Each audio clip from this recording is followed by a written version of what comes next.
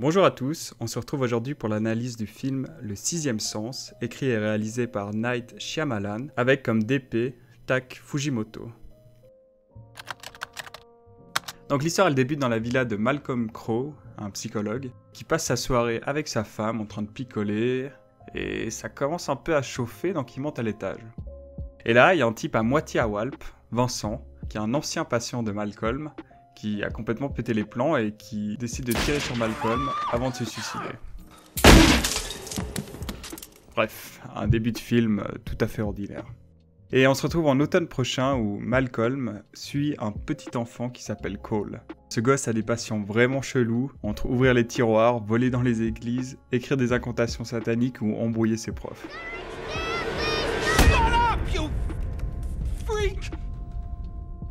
Malcolm, lui, il commence un peu à galérer avec sa femme, qui commence à se distancer de plus en plus, et qui commence même à voir quelqu'un d'autre.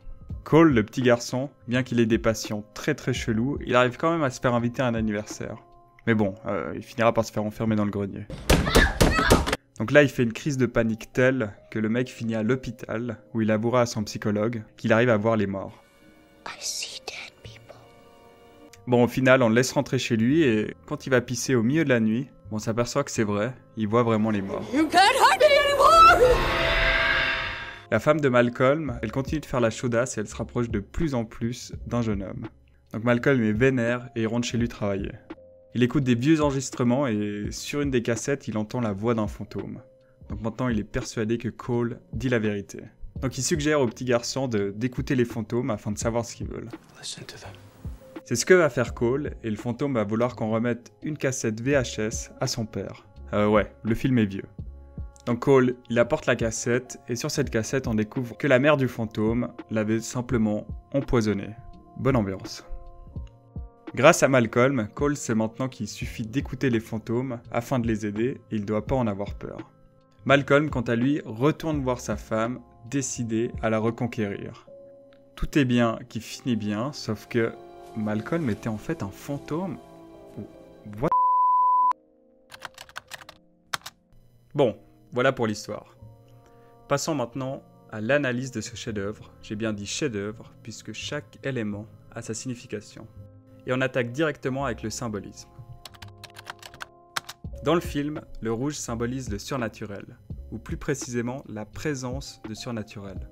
Le rouge est bien évidemment associé au petit garçon Cole, puisqu'il est en contact constant avec le surnaturel. Cela va de ses habits, mais également au monde qui l'entoure, que ce soit dans la rue, dans sa maison, ou encore à l'église, puisque c'est un lieu qui accueille le surnaturel. Le rouge est aussi présent sur Anna, la femme de Malcolm. Elle est habillée en bleu au début du film, lorsqu'ils passent la soirée ensemble, puis, une fois que Malcolm se fait tirer dessus, elle est en rouge pour le reste du film. Cela nous fait comprendre qu'elle est en présence d'un fantôme. La couleur verte, quant à elle, est associée au rationnel, le vert n'étant évidemment pas choisi au hasard puisque c'est la complémentaire du rouge. Cela signifie que les deux couleurs sont opposées sur le cercle chromatique. Le vert est associé à Malcolm et à Lynn, la mère du petit garçon, qui tente tant bien que mal de trouver une explication rationnelle au comportement de Cole. Cela est montré à plusieurs reprises. Premièrement, lorsque Malcolm évalue Cole, il le fait à travers une haie de buissons, qui l'empêche de voir clairement, et donc symboliquement ça signifie que sa rationalisation l'empêche de comprendre et d'aider le garçon. Même chose après la scène de l'anniversaire où Cole, habillé en rouge, suit un ballon rouge en montant sur un escalier rouge, finit par se faire enfermer avec un fantôme. Il atterrit à l'hôpital et sa mère et le médecin tentent de trouver une explication rationnelle à ce qui s'est passé, et encore une fois le verre obstrue leur raisonnement. Et de manière générale, Lynn, la mère de Cole, est habillée en verte puisqu'elle est tenue à l'écart du secret de son fils et n'a pas les éléments nécessaires pour le comprendre. La seule fois où on la voit avec du rouge, c'est au moment où elle met le doigt sur un élément surnaturel, le moment où elle regarde les photos, et à la fin du film lorsque Cole lui avoue enfin son secret. Parfois dans les films, si on enlève un élément, il n'y aurait littéralement aucun impact sur l'intrigue. Et c'est le cas du chien. Mais du coup, on peut se demander pourquoi il est là. Et tout simplement parce qu'il a une signification. Le jeune Husky et le chien en général est associé à Cole. Les deux sont des enfants, ils sont tous deux capables de voir, de sentir les fantômes, et les deux en ont peur. Dans de nombreuses croyances, le chien a une symbolisation psychopompe.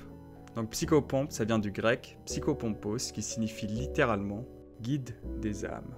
Que ce soit dans la mythologie égyptienne, où on a Anubis, le dieu à la tête de chien qui va guider les âmes des défunts. Même chose dans la mythologie aztèque, où on a le chien Xolotl, qui va accompagner les âmes au territoire des morts. Ou encore dans la mythologie grecque, où on pense à Cerbère, qui garde les portes de l'enfer et qui empêche les âmes de s'échapper. Le chien est donc le guide, celui qui veille sur les âmes des défunts, et sa juvénilité montre qu'il n'est pas encore prêt à endosser le rôle. Je ne m'attarderai pas trop sur les différentes pièces de théâtre qui métaphorisent la vie de Cole. La première étant le livre de la jungle, où un petit garçon peut parler aux animaux. Et la seconde pièce étant sur la légende d'Arthur, qui parvient à se saisir de l'épée, cette dernière étant ornée d'un énorme caillou rouge. Donc bon, je crois que c'est assez clair. Pour moi, ce film est un chef-d'œuvre puisque chaque élément a son importance.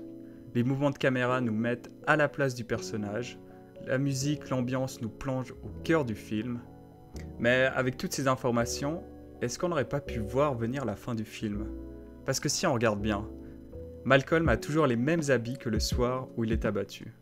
Que ce soit son manteau, son gilet et sa chemise, ou le pull que lui donne sa femme. Il a littéralement aucune interaction physique avec aucun objet.